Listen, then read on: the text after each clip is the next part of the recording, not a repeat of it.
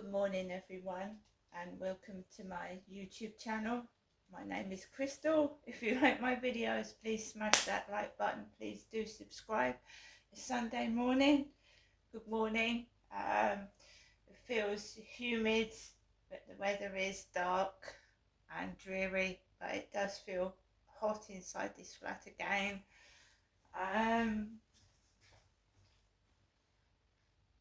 23.5 degrees in here, so it's dropped a bit. I've just been on the balcony to water my plants. My begonia is still going well.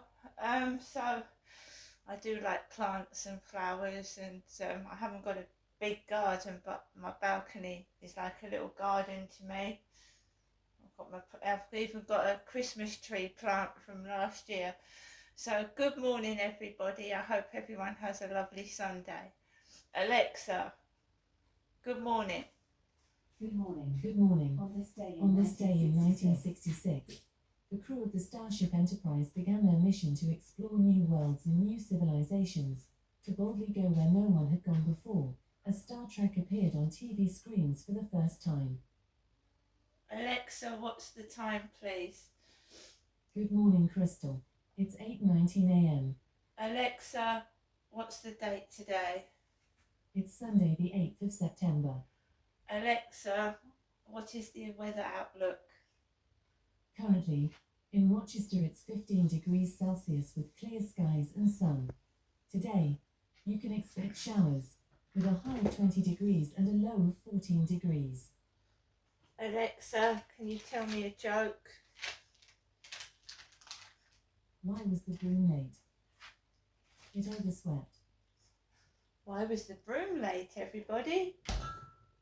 It overswept. Alexa, whose birthday is it today?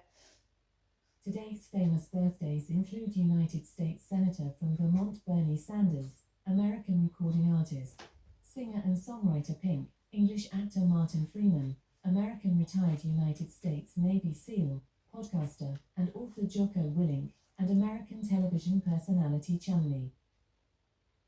Alexa, who's Chumlee? Austin Lee Russell, better known by his stage name Chumlee, is an American businessman and reality television personality, best known for his appearances on the History Channel television show Pawn Stars, which depicts day-to-day business at the gold and silver pawn shop in Las Vegas where he works. Right, good morning. Good morning, Sunday. Last night I took Max out for a walk. There was a lot of people on there, so it wasn't too bad. So I came back home. It's been quiet upstairs. At night, you get funny noises, but you learn to sleep with it, if you know what I mean. You just get noises. It just sounds like, don't know, cupboards opening and shutting, people walking about. Or it just, it could be from anywhere, because it could be coming right from the top floor, because this place is not soundproof. So at night, if someone's walking around, or they can't sleep and they're opening and shutting cupboards and they're putting their microwave on, you can hear it all. But you learn to live with it. I've lived in this place for 4 years now, and you just learn to live with it. Normally, I have to go to sleep with some noise in the background. Otherwise, I can't sleep in this place. I have to have some noise. So I've got a fan. So I've usually got a fan on, or I put the television on, or the Alexa's got some sleep sounds, which is great if you're an insomniac and you can't get to sleep. The Alexa will provide some background noise, and you can have a fireplace, the sound of a fireplace burning, a cat purring, and a city life noise. You can even go to sleep with traffic, hearing traffic, background noise, white noise helps you go to sleep. And when I was experiencing really, really bad noise. That's what I used to do. I put several forms of noise on myself to try and distract me from the noise that I was experiencing in this building. So that helped. So basically, I'm learning Polish. So every day I have an hour's lesson of Polish that I'm using on the Duolingo app, which is absolutely amazing and excellent, and it's totally free. So I'm getting through quite a lot, learning 5 new words every day at least. So dog, cat, lion, elephant, snake were the animals, and now I'm just learning this, that, and learning how to string small sentences together with the words that I've learned. So I'm coming along. So I'm spending most of my time now productively, rather than just sat and talking to people off of dating sites that don't exist and getting involved in stupid things. I'm now using my time productively to learn things that I wanted to learn but never did. So that's cool. When you're on your own, it can be frustrating at times because you'd like to discuss things, you'd like to discuss your day, things with other people, and there's no one there. So you have to make sure you look after yourself. And when you're not well, you have to look after yourself as well. But I'm the type of person that when I'm not feeling well, I want to be on my own anyway, snuggled up in the colder weather with a hot water bottle. It's horrible in this weather when you feel unwell because it's hot in here. And when you feel unwell, you want to lie down and put a cover over you. And you can't because it's hot in this building. It's very, very hot. I know it's lucky because I don't have to put the heating on yet, because the heating is like expensive, isn't it? Like the cost of living and the food prices have gone up. Everything is expensive, so I'm lucky in that respect. Last night I watched a film on Netflix called The Watcher. It's one of the top 10 films in Netflix at the moment, right? It's called The Watcher.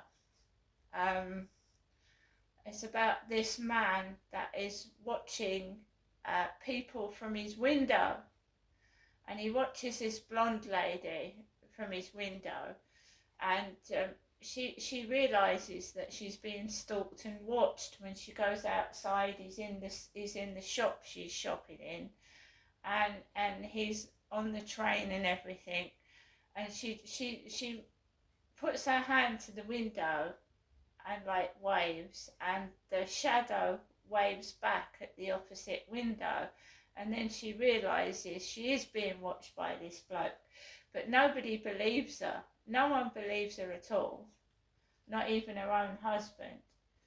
I think they think she's a bit paranoid, but he is a serial killer and a stalker. He puts plastic bags over people's heads and pillows, and then he decapitates the person's head.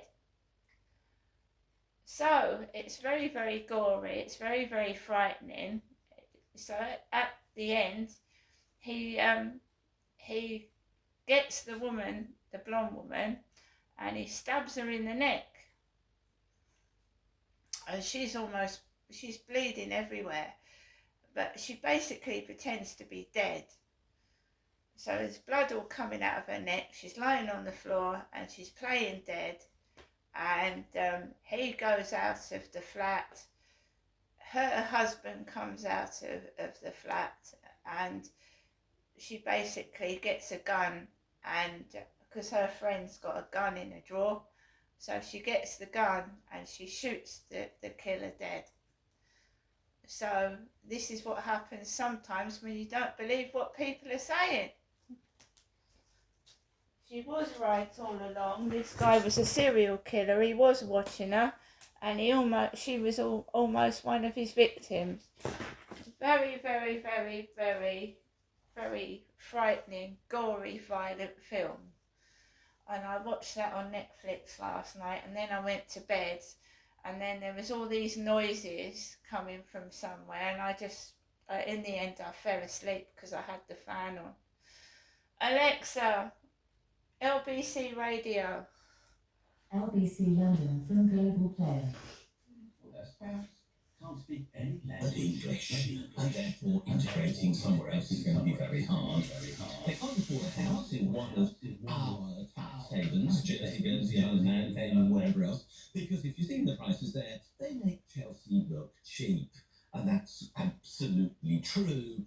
And then they also probably won't get a work visa because of Brexit in the places that are being advertised by this agency. And just chuck in the last point. Medical insurance in those countries is going to be phenomenally expensive because we're not in the European Union anymore. So let's leave tax out of this. I have taken part in discussions on relocation and taxation for many years. I've given evidence to the House of Lords on this issue, and I remember once doing so, literally sitting in front of their lordships. And before me was a very large company that said when they located a business in a country, tax came 5th or 6th on their order of priorities. Well, if that's true of big business, it's even less true that tax influences the people who leave the UK, unless they're very sad. When there are some sad people.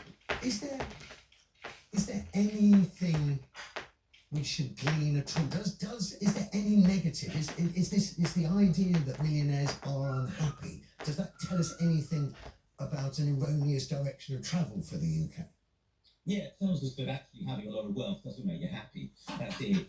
And it's true. I love a word which I call cumber. Now we know about the word cumber, it's encumbersome.